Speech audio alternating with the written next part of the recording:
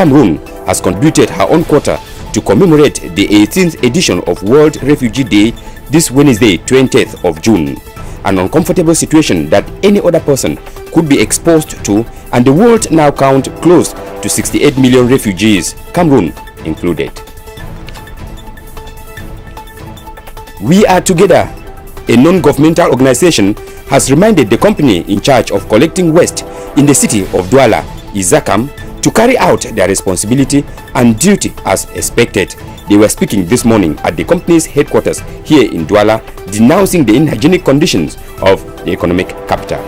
Details of these stories and more up next in the news. Do not go away. We will be right back.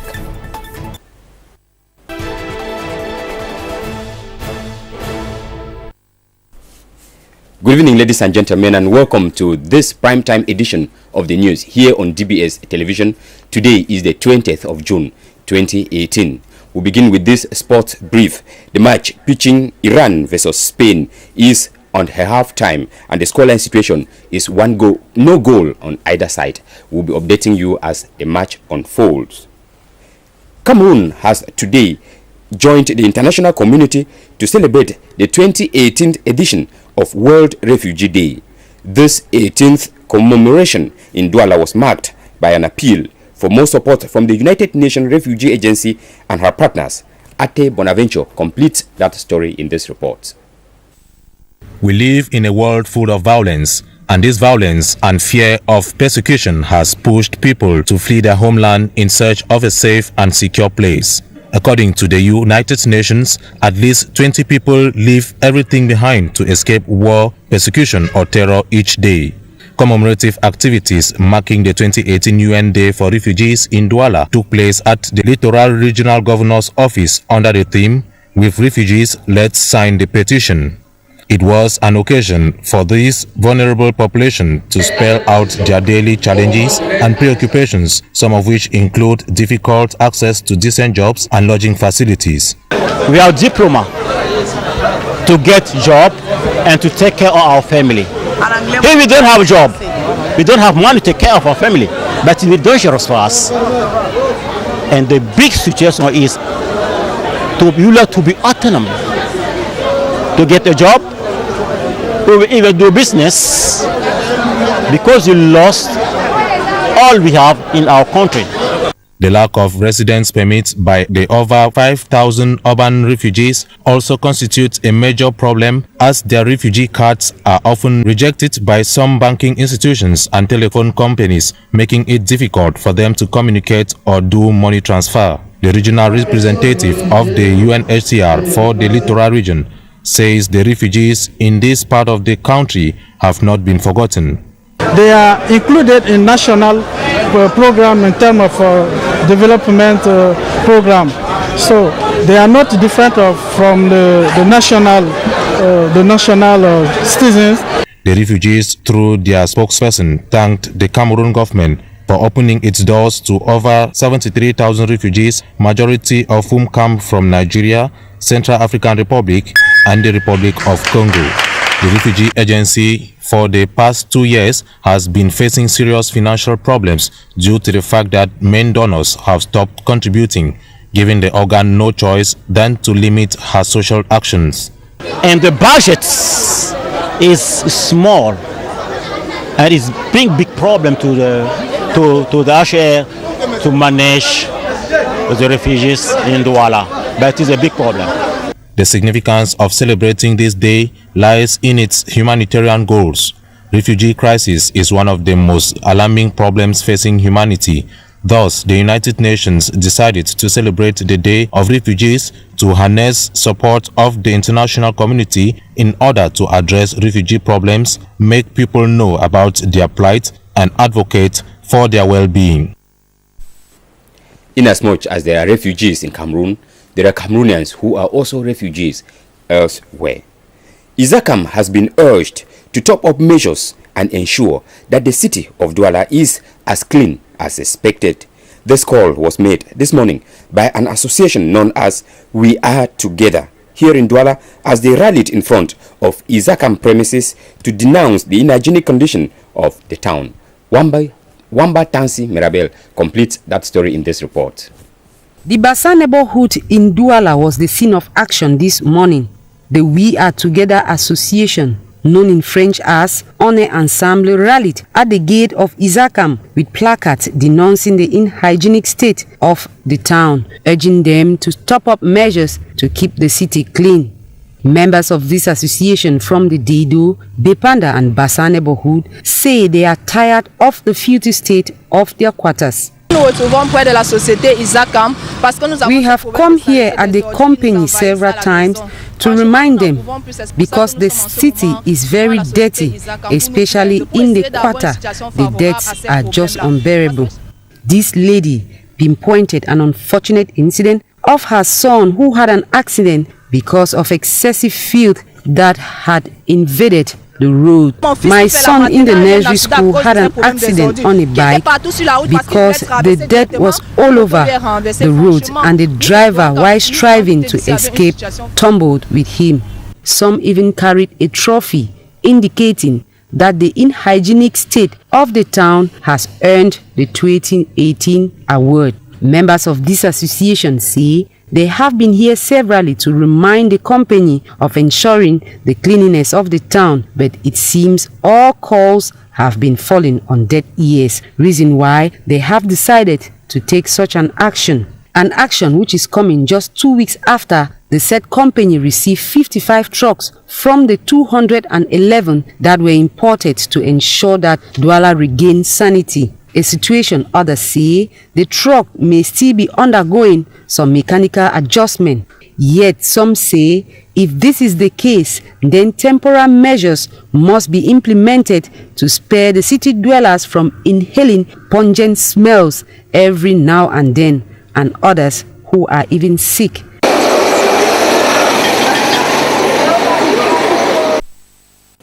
Like we said in the headlines, the match pitching Iran versus Spain, the second half has begun and we are at the 49th minute with scoreline situation still being 0-0. We expect that the scoreline situation may change any moment from now as the match progresses. We move over to Buea, where the Cameroon Business Women Association, in collaboration with government and other sectors, has extended its activities to the southwest region. Their target was to promote local fish producers to produce more using modern methods of fish conservation and smoking. Ajara Ali has details of that story from Buea. The Cameroon Business Women Association has been on their heels in the southwest region to promote women dealing in small-scale business. Their mission is to set in place an industry that will help in the conservation of dry fish using a modern laboratory. Here they come in contact with women association, fishermen, all involved in the sector, as they use this occasion to bestly explain their goals. It is going to do a lot for the grassroots woman. Not only for the grassroots woman, it's going to work so much at the level of the social economic sector, and even at the level of our objectives as MINESA. You know, this project has been on. The food processing center has been a project that we had envisaged a long time ago, since 2010, and it has been at a very stagnant position. These women have come in with a lot of impetus to bring it back to reality. And it is, we can not say anything but thank you to the women of Cameroon Business Women Association for their efforts, for their wonderful initiative. They are visionaries, and we think that they are going to go places. To the business women, the beneficiaries, local fish smokers, they say the women came at a moment where they are highly in need. Us from using the firewood system, that they are having a modern system that will come. That's a big dream. So I love that. For I myself doing the smoking, I'm not feeling my health. You can look at my eyes. Sometimes I have problem, I run to the hospital and consult. So the solar system or any system that they are bringing that even will help our fish to be sold out of the country, at least we turn big business women.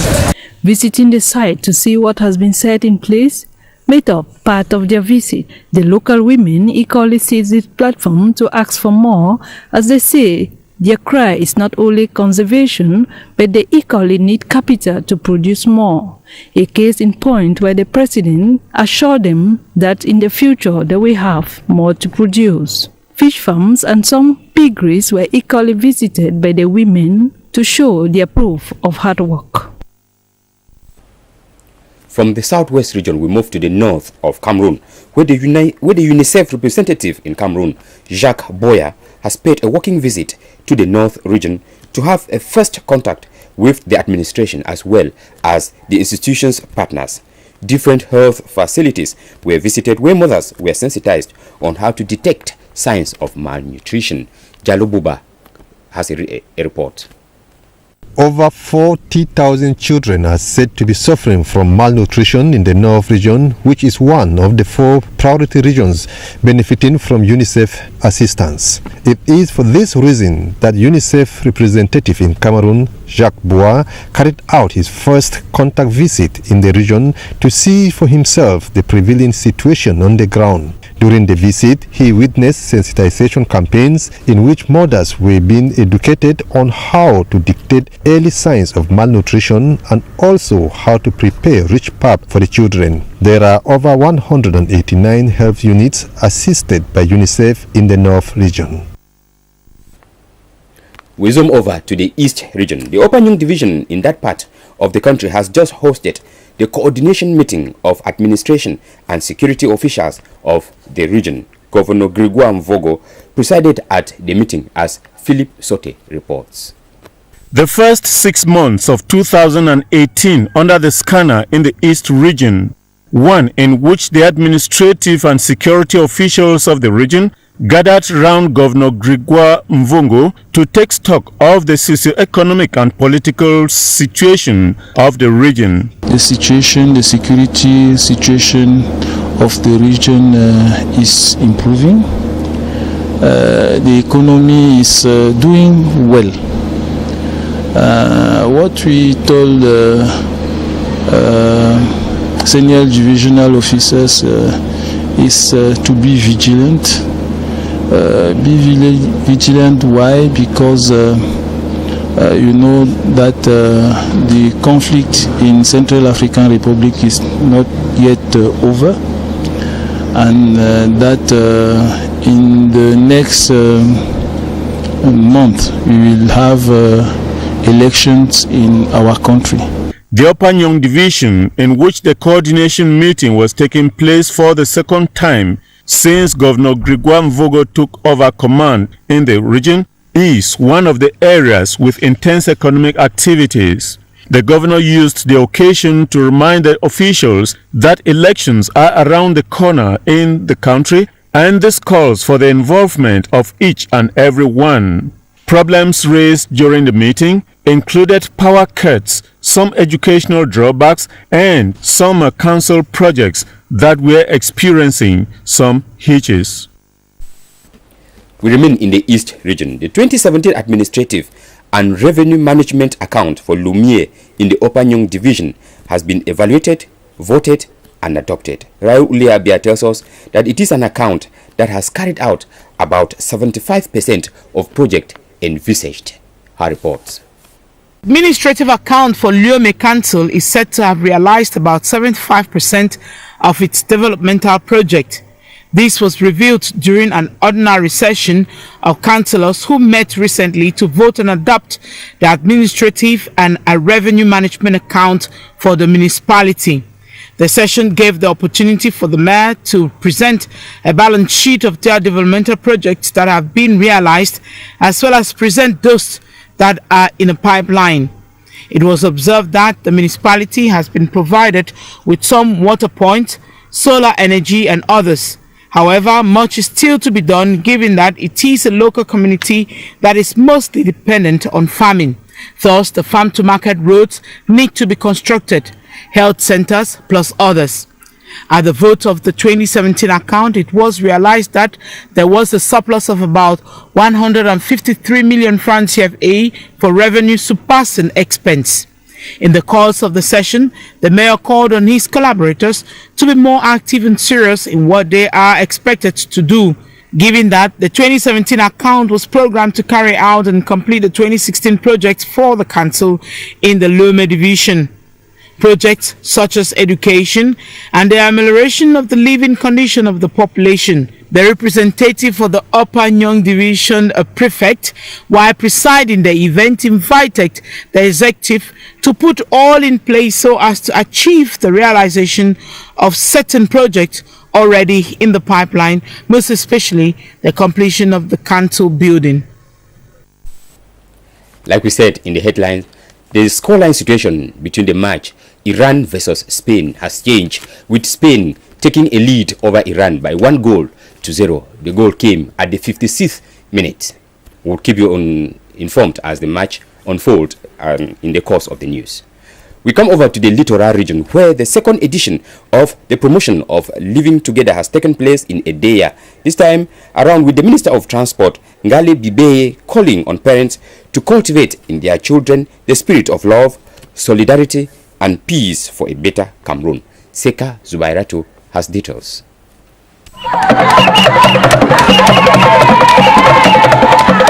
The Living Together that has been the talk of the country Cameroon today continue in the Sanaga Maritime in a ceremony organized by an association of living forces together with the elite of Sanaga Maritime to promote peace, love, solidarity among Cameroonians. The ceremony was attended by the religious leader, administrative authorities, traditional rulers, and the inhabitants of Edea.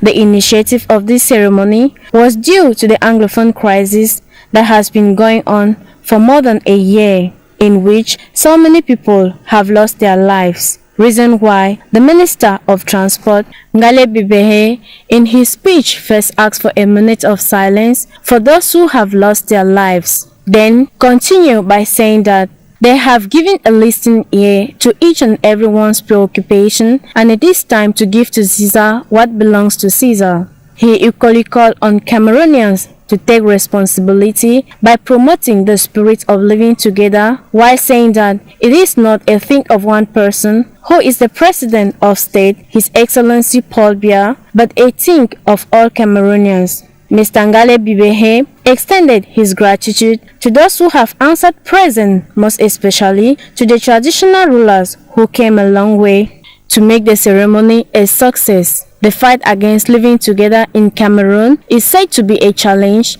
that must be overcome.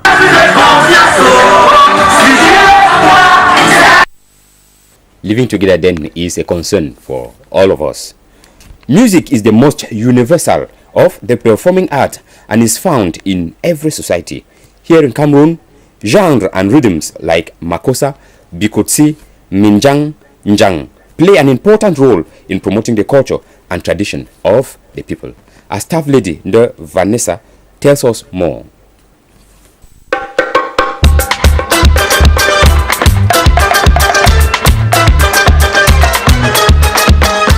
Cameroon is considered a miniature version of Africa. The country holds languages which involves a lot of dancing rhythms and subsequently various types of traditional music. Considering this fact, traditional music has in recent years been instrumental in promoting cultures and traditions. It is a popular form of entertainment that is performed at home, offices, public space, and popular festivals. Genres like Makossa, Asiko, Bikutsi, Merengue, Minjang has gone beyond ritual concepts and beyond storms with their unique sounds that has quickly adjusted to modern standards, yet promoting the culture of the country through their numerous languages, dancing, dressing, instruments, and many others. These music play skills and dance styles remains as an instrumental form of knowledge, propagating culture, transmitting values and traditions from one generation to the other. This art still plays a crucial role in culture and society, such as songs sung while carrying out agricultural activities. Though it promotes cultural exchange and encourages creativity that enriches the international art scene, the phenomenon is at stake, especially in an environment where the younger generation now concentrate on other rhythms like rumba, jazz, hip-hop, coupe de calais. In doing so, they forsake our Cameroonian Makossa, Bensikin, Asiko, which till date still expands the cultures and tradition of the various ethnic groups in Cameroon.